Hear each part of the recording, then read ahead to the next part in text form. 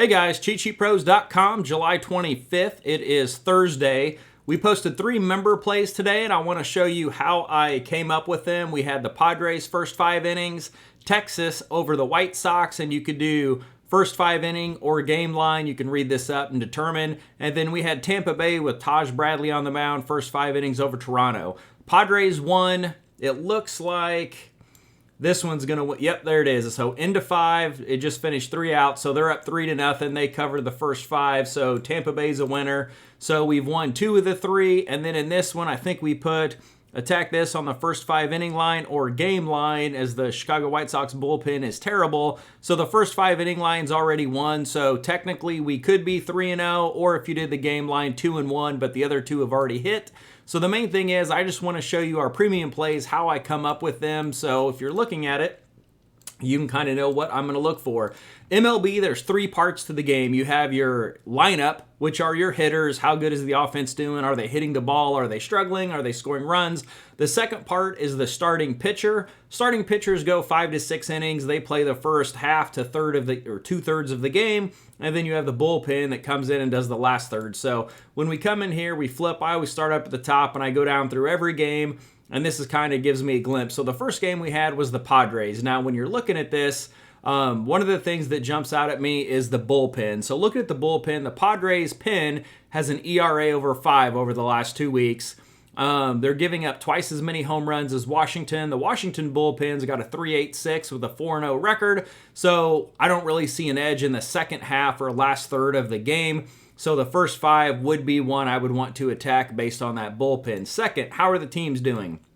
So Washington, they went on a pretty good streak here. They were 5-1 before losing 2 games in a row to San Diego, 4-0, 12-3.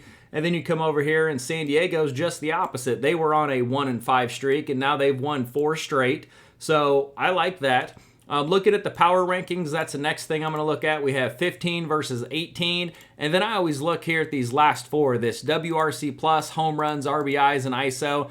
Here you can see Washington 20, 21, 19, 21. And then you come over here, pretty much the same thing for San Diego. I'm not saying they're a lead on fire. And then when we flip down here, we're going to look at the lineups, and we're going to highlight anything that sticks out. So here, there's nothing highlighted red, a couple on stolen bases, couple runs, nothing great.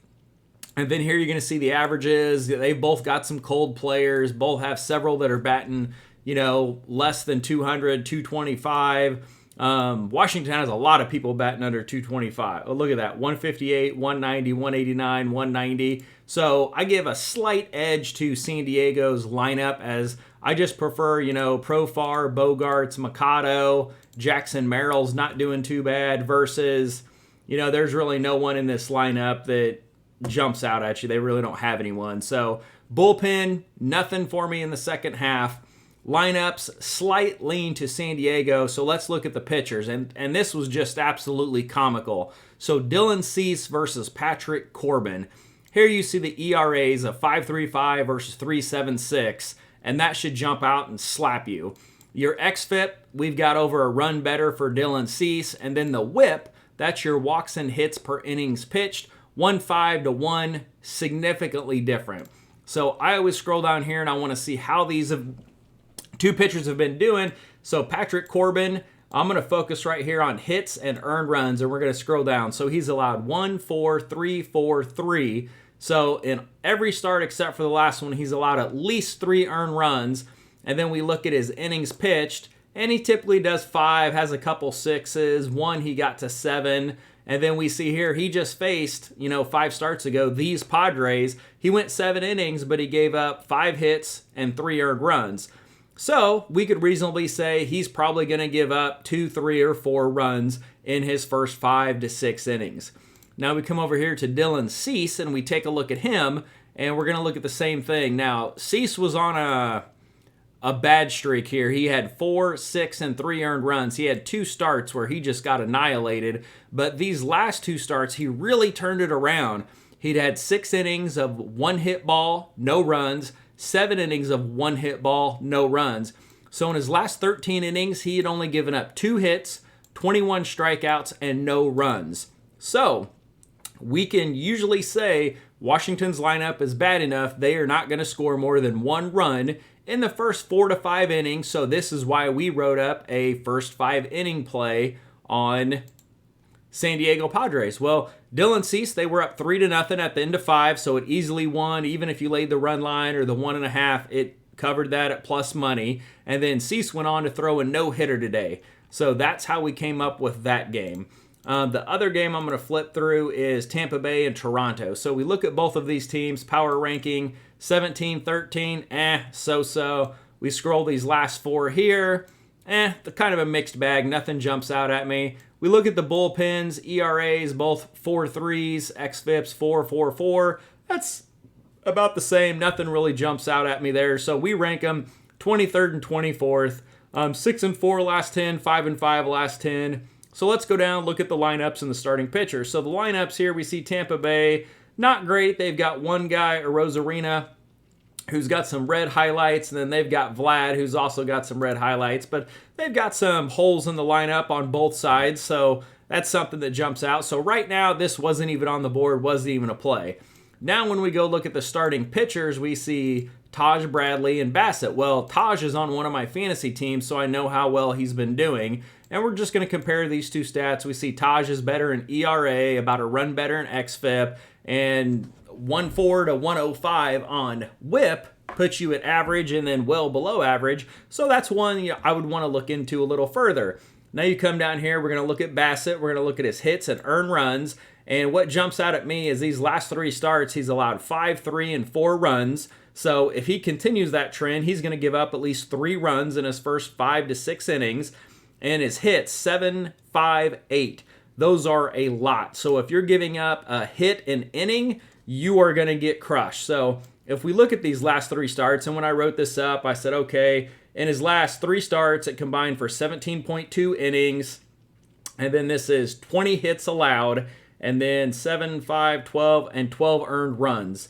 So he is struggling. We can also look at the home road split here, which here, I mean, there's not a significant difference, but he is giving up a 276 average at home. If that dropped to like 190, that would be a red flag that I would watch for. But you come over here to Taj Bradley, and this guy has just been unreal. 75 innings, a 2.63 ERA, 3.29 xFIP, and he's allowing a 193 batting average. Now, if you come over here and you look at his recent starts, all the way across the board, 0 runs, 0 runs, 1 run, 0 run, 1 run, 2 runs, 0 runs. I mean, this guy isn't giving up anything. So the next thing I look at are his hits. You know, is he giving up a bunch of hits and getting lucky? Well, 1 hit, 5 hits, 5 hits, 3 hits, 2 hits, 7 hits, 3 hits. That's really good. Typically 5 to 6 is what an average pitcher will give up, and they'll throw 5 to 7 innings. If it's 4 or less, that's really, really good. And here, and I mean, look at this. He went 7 innings against the Yankees, 7 innings against Cleveland, 6 innings against Texas, 6.2 against Washington, and then had another 6 and another 7. So he's going the distance. So that's why we liked him. We could say if he's going to continue the trend, well, heck, even over his last 5 starts, he's averaging less than a run a game. So if we say, hey, even if Toronto gets lucky, Vlad hits a home run, maybe Toronto has 1 run after 5 innings, but Bassett, you know, he's given up 5, 3, 4. He's averaging 3.5, 4 runs a game, you know, so that's how we get to a Tampa Bay first 5. And you can even lay the first 5, I think, -0.5. But they were a dog, so your first 5 inning was -110. It was an easy hit.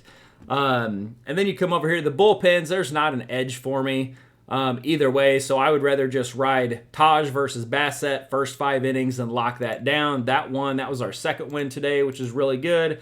And then the other game we had, which is the first 5 won, it's still going on. I think it was 2-1. Was Texas against the White Sox. The reason is, I'll skip all the bullpen stuff and lineup stuff, but Cannon versus Scherzer. Right off the bat, Max Scherzer, he's an ace, he's a stud, he's someone you want to back, but he did have a big line on him. And then we come down here, we look at him, 4-1, 3-3, 5-4, 8-6. He's given up some hits, hasn't really lasted long, so I put in there, I don't love it, but this is kind of what I'm leaning on. And the main reason is Cannon is worse. Like, who's Jonathan Cannon? Have you ever heard of this guy before? I haven't. And in 48 innings, he's got an ERA of 4.7, allowing a 270 average and a plus average whip.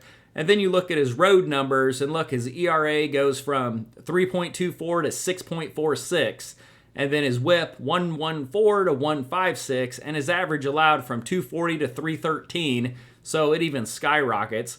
And then down here, 8 hits, 4 runs, 7 hits, 4 runs, and then 3-1, 3-3, 7-5, 7-0.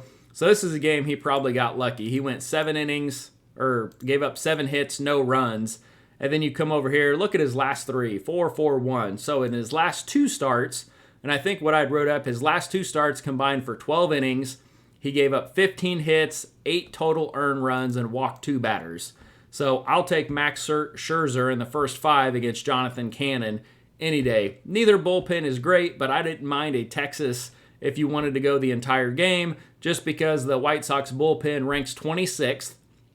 And then if you want to dig into ERA, whip, xFIP, home runs, and walks per 9, you can see the rankings over here. They're kind of small, but they rank 29th, 29th, 28th, 13th, and 26th. So look at these walks per 9, 4.58. That is unreal. So anyways, if you ever see right now when the White Sox bullpen is this bad, if they ever get a lead by a run or 2 runs, I'm always like, live bet the crap out of the other side, because that bullpen is going to get annihilated. And we saw it this last week. They were up 2-0. The bullpen came in and gave up 5 runs.